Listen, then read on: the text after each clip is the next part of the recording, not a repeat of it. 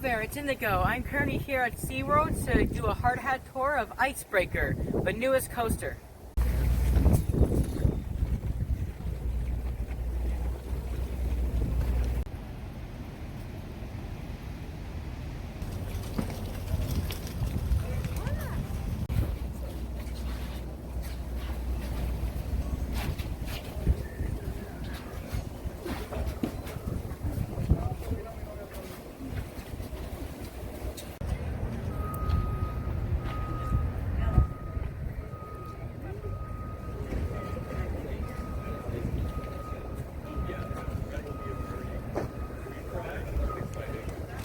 I'm Brian Andrelczyk. I'm the VP of Design and Engineering here at SeaWorld, and we are really excited to have you out here on Icebreaker's construction site.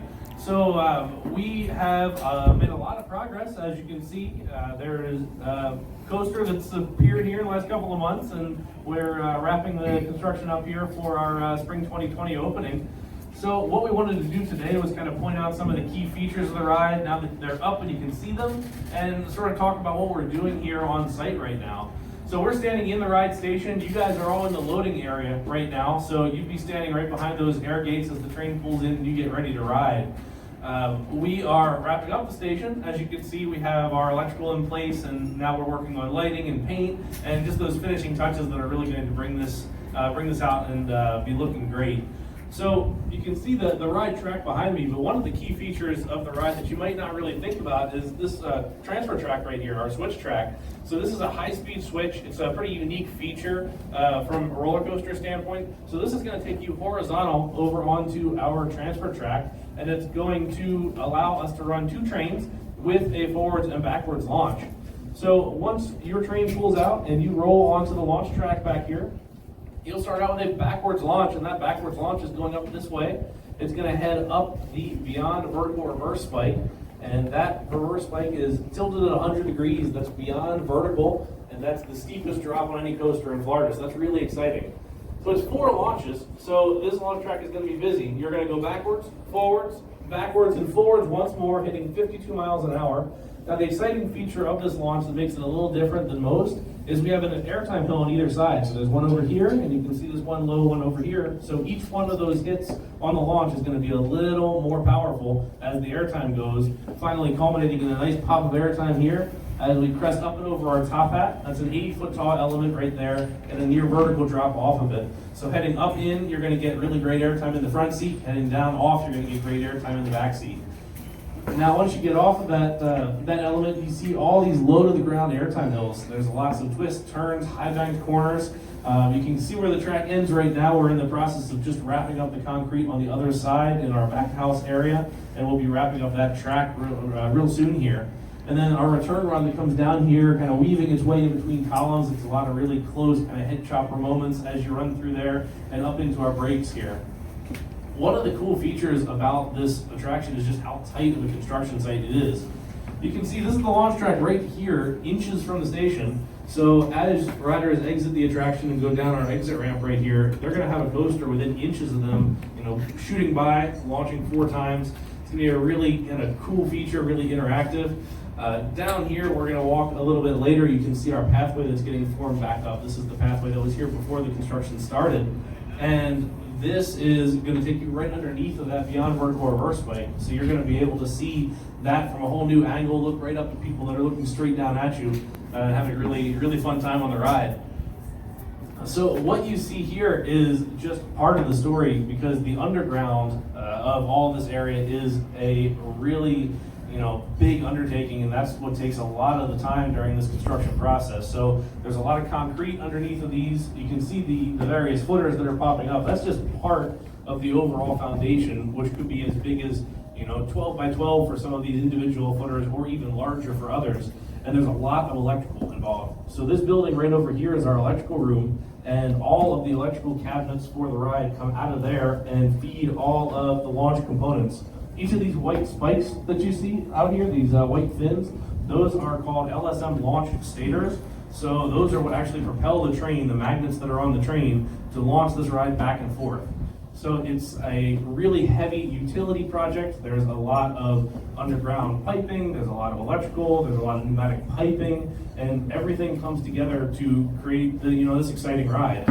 On the way in, you walk through our queue line, so that is the former dining area for the Mango Joe's restaurant, which we will have additional seating there, but we'll also have our queue space here. Our interactives talking about the Alaska Sea Life Center, our conservation partner for the ride, and the new entrance over here on the side. So part of the relaunched Wild Arctic Plaza will be home to Icebreaker here. So what we'll do now is we will go do our here on the concrete, and we'll start here in just a second.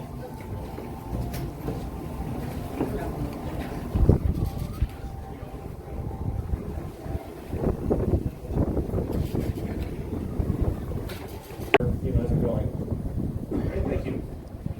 So Brian did already get the question, where is the piece of track that we signed if we were... We're going to take you all the way down there, but as you can see, there's a lot of rebar in the way.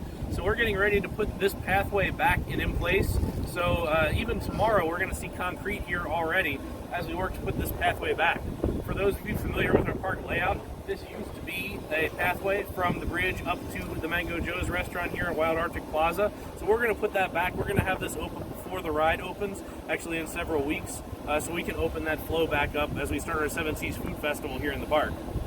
So some of the key features around here, this is our locker building right next to the ride entry here, and then the building right behind you here with the metal roof, this is actually the ride entrance. You can see the formwork up for the entry into the ride. So this is where the queue and the quick queue will form up. And then if you want a good unobstructed shot of the spike, you can head around the corner here and just stand by the locker building. So that spike, like we said, it's a 93-foot tall beyond vertical reverse spike. So that's 100 degrees. That's tilted beyond vertical. It's the steepest drop on any coaster in Florida. And you're going to go backwards up that. So you'll be facing straight down at the ground, waving at all the people who are standing on this pathway. So it's going to be a really exciting element. You're going to go up that thing twice. So you'll start by launching backwards once, get about halfway up, go a second time, almost up to the top hat, and then you'll back up a third time, go up the hill again, all the way to the top. You can see those couple of white spikes up there. Those are brake fins. So you'll get right to the top of there before you head down a fourth time, hit 52 miles an hour, and clear that top hat element up top. And then you'll head off for the rest of the ride. Once that gets clear, the second train is clear to go and slide over and do the rest of the ride cycle. So we're excited about this pathway. We have seating all along the side here, so we can have the folks who maybe aren't brave enough to tackle Icebreaker, so they can have a seat on the seat wall here and watch everybody shooting over their heads. It's going to be a really cool interactive feature, we think. I know the brake fence up there is a safety in case there's too much. They are, yeah. So it's based on weather conditions, based on wind and things like that. The launches are going to vary just ever so slightly every time. So the ride is right just below those launch fins or those brake fins, and then if it needs to, if it heads up there, it just gives it a little extra stopping power that it needs.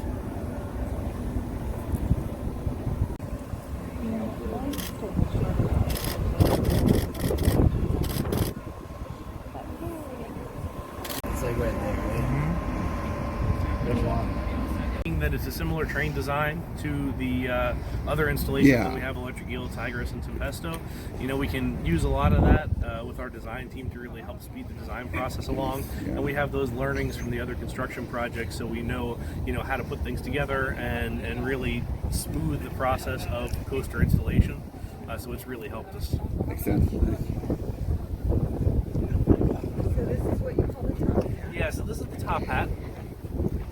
So it's a pretty common element on some coasters, but we launch that kind of lift feeling in your stomach as you go up and over.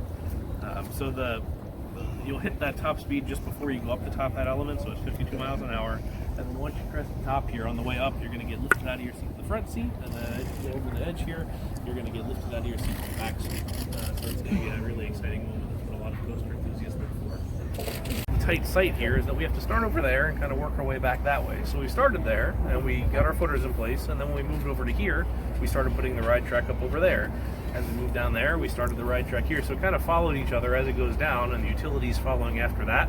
So we're wrapping up the final ride footers over here. We have a couple of real complicated ones that we're working through right now, and then as soon as those get put in place, you'll see the rest of the track go up very quickly.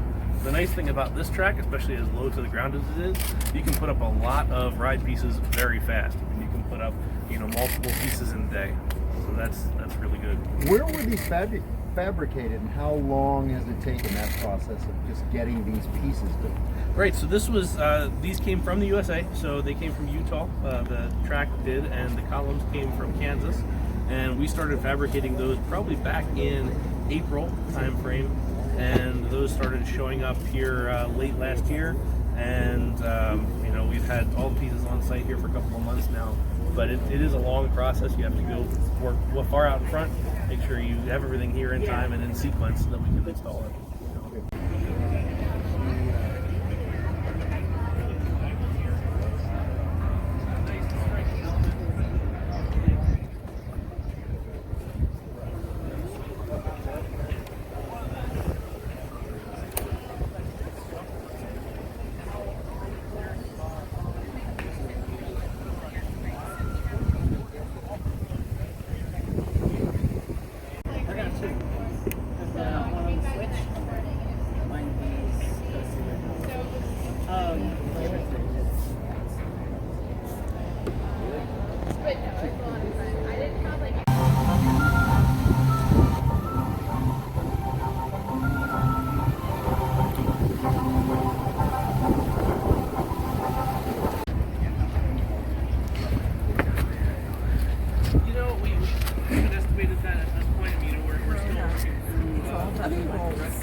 I had an amazing hard hat tour. I can't wait for you guys to come experience Icebreaker when it opens here at SeaWorld Orlando in spring 2020. Bye.